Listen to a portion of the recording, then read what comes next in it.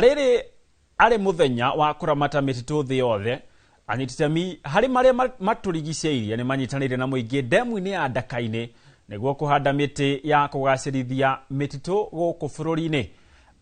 Anyititemi aya hĩndĩ ya mĩhang'o ĩyo mũingĩ nĩ ũrĩtio kũmenyerera mĩtitũ na njĩra ya kũnyita itemi harĩ ũhandi wa mĩtĩ. Oho temi no thũkangia wa mĩtĩ ũkĩmenererio, kuona nĩ ũracangĩra hanene harĩ gũthũka kwa rĩera na marĩa matũrigicĩirie.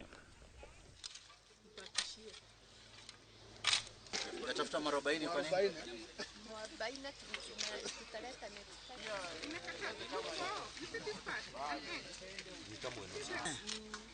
Na ziko na zinaponya magonjwa 40. Nice. Nice.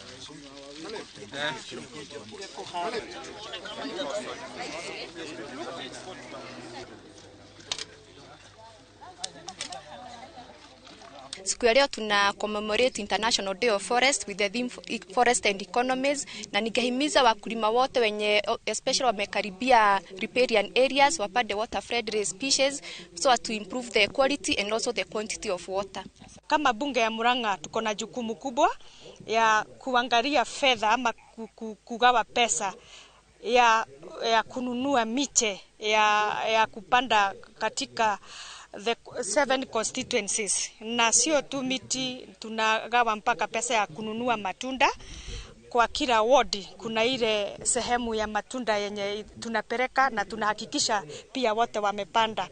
Kuna hizi policies zenye tunaziangalianga kama hizi za misitu, kuangalia our wetlands ama wetlands zetu, kujua kama hakuna